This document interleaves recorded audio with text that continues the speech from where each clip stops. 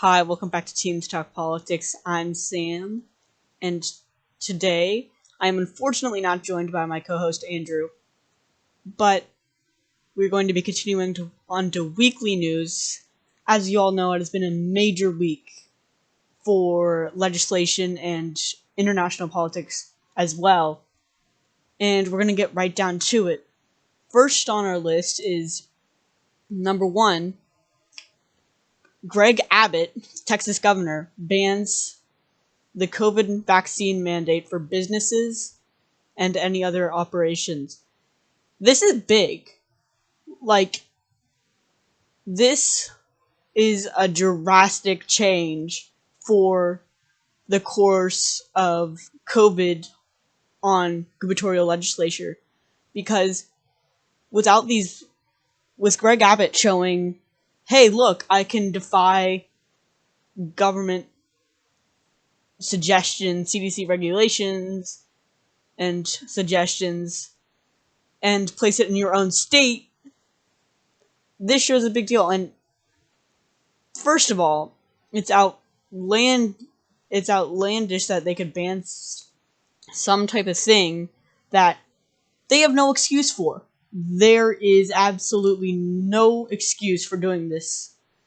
Greg Abbott claims it's to protect the individual rights of citizens, albeit endangering them. It's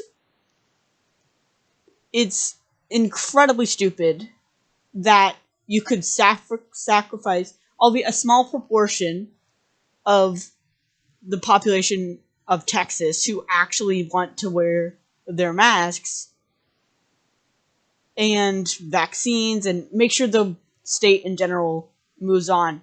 And Texas, and obviously states that follow, like Florida, are expected to follow after this movement, because Texas has been placing some of these radical anti-COVID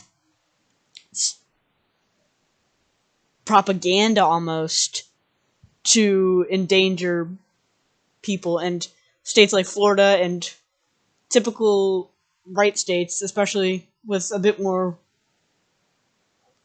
arguably radical governors like DeSantis and Abbott moving to do this, it sets a dangerous precedent that these governors are setting their expectations for the fact that they can just straight up defy what the president says. And usually this doesn't happen on the gubernatorial level. It usually happens in the Senate, where we'll get back to that later about vaccine mandates. But when the governors do this, they're asserting their control over their state. And it's scary for voters and in these states, and it's scary for the president too. If it looks like he's losing control on the nation, then he is definitely going to be in jeopardy for trying to push harder legislation in supporting the will of the American people, especially when you have senators like Joe Manchin trying to compromise in the Senate. And it's absolutely stupid to halt the way of national progress, especially Texas being the second largest state in population and also second largest in landmass.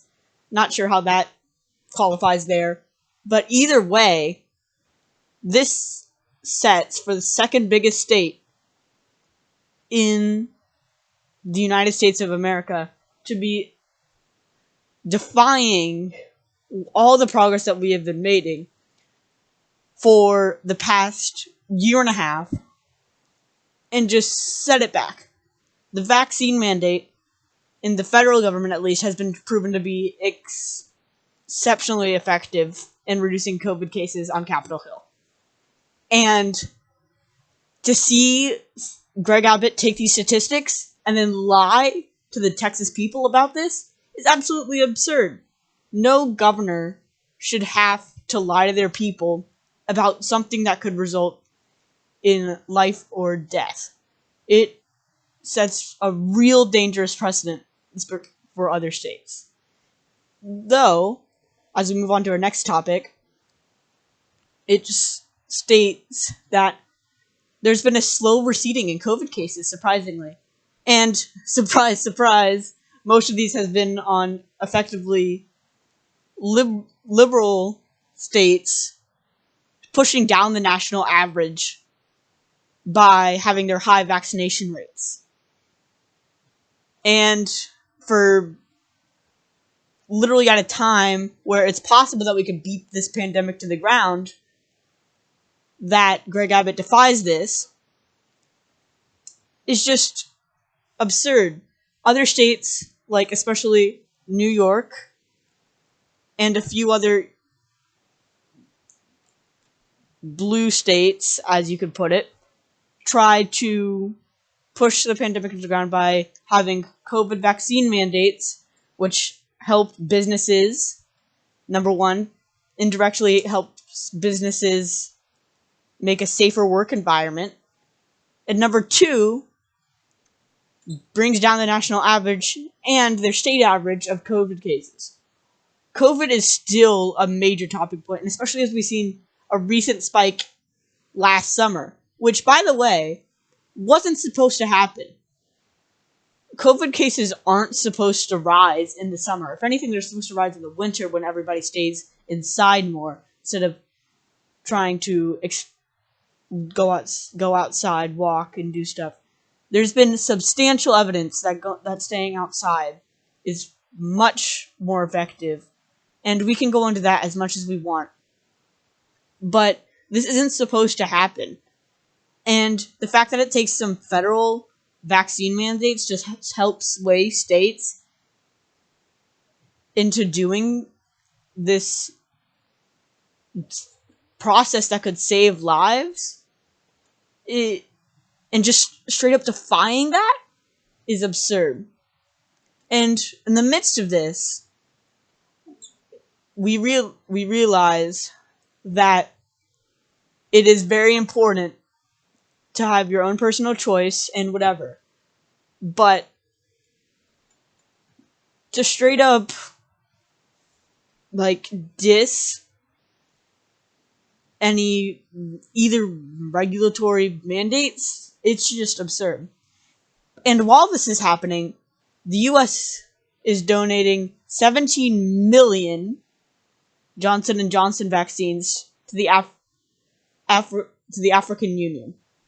And I know the African Union doesn't sound as big of a deal as the EU, but it could really help smaller states in Africa who can't really afford to get vaccines.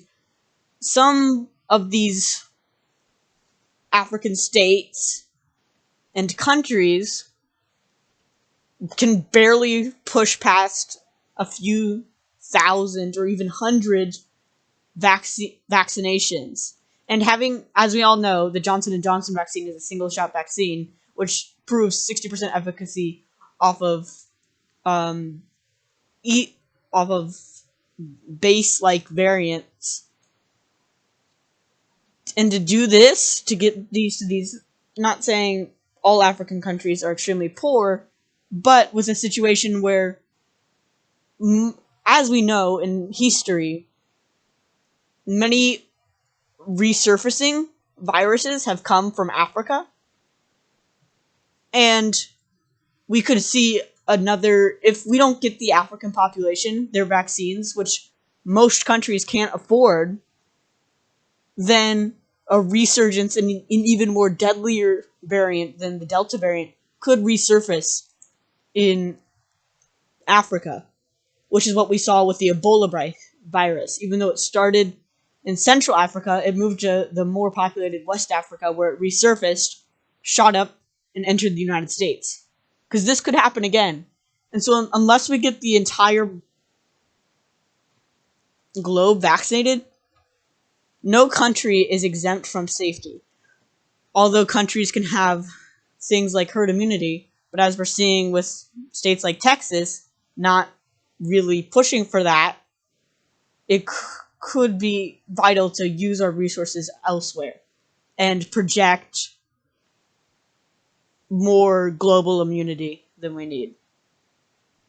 And changing the topic. We're more than halfway through the episode now. We have some breaking news on the January 6th insurrection that happened just this week and is a major play and bargaining chip for the January 6th Commission and committee.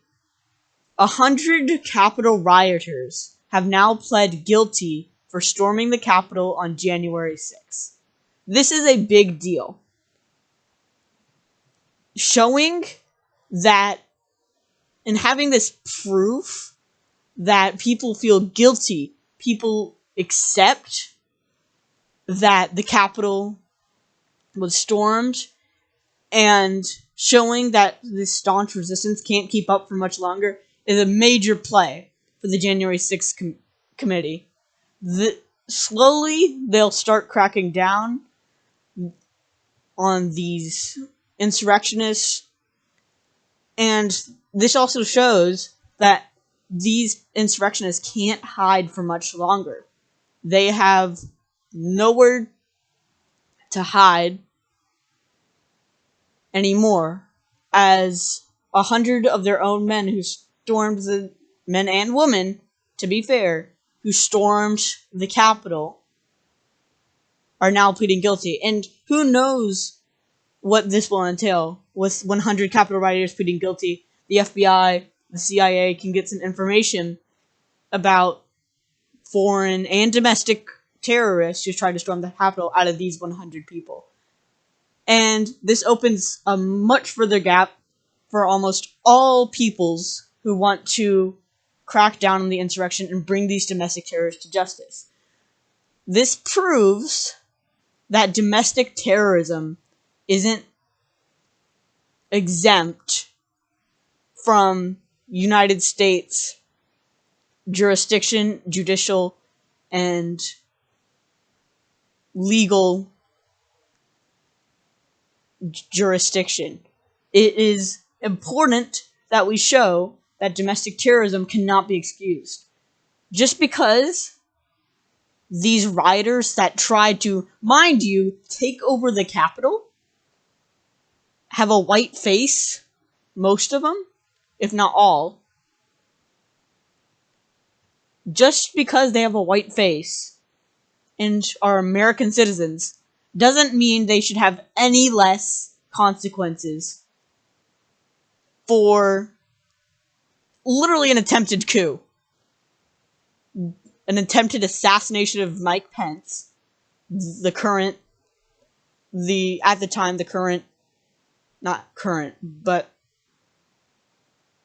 the time, the Vice President of the United States, and to stop the election results. That is not something to play around with. That is objectively, if that succeeded, if those brave officers in the Capitol building did not do that, think of what had happened. It could have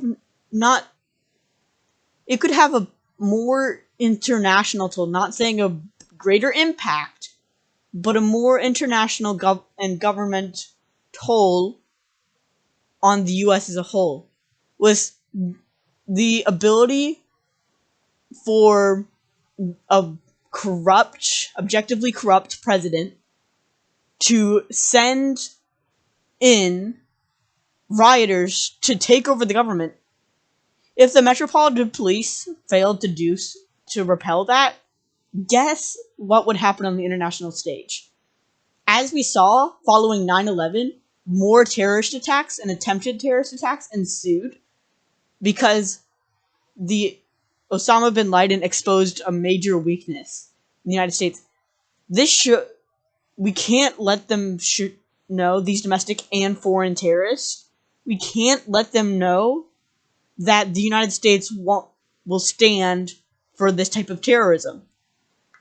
And I know I keep saying this, but if we don't continue with the crackdowns on these rioters and terrorists, then that sets a dangerous precedent. we gotta continue to do this, or else this could happen again. Here in our state of North Carolina, a smaller and insignificant attempted storm of the legislative building occurred in North Carolina. See how this ripple effects rolls. You can't stop an expose of a weakness in the government and expect no consequences. And every terrorist attack that was successful, there has been ripple effects afterwards. And I think that wraps it up for this segment. And lastly, we have the Senate declares objectives for their new voting bill. This is major. And albeit not likely to pass the filibuster, this could show and higher define the lines between Republicans and Democrats and what their ideals are. This bill makes the early voting deadline, I believe, 15 days. I'll check that before you have to vote, which would make it far easier for people to apply to vote, especially people who it is difficult to vote in black neighborhoods. And we all know that blacks population leans typically more to the Democrats.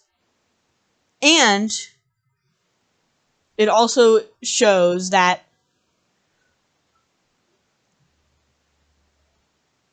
it would make it easier to vote, and it would make Election Day a federal holiday. You realize how important this is?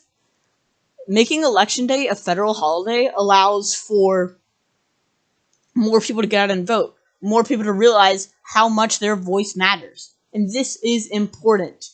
And to straight up, as we were talking about in the last topic, with the rioters, to straight up deny an ability for a better democracy is extremely shameful.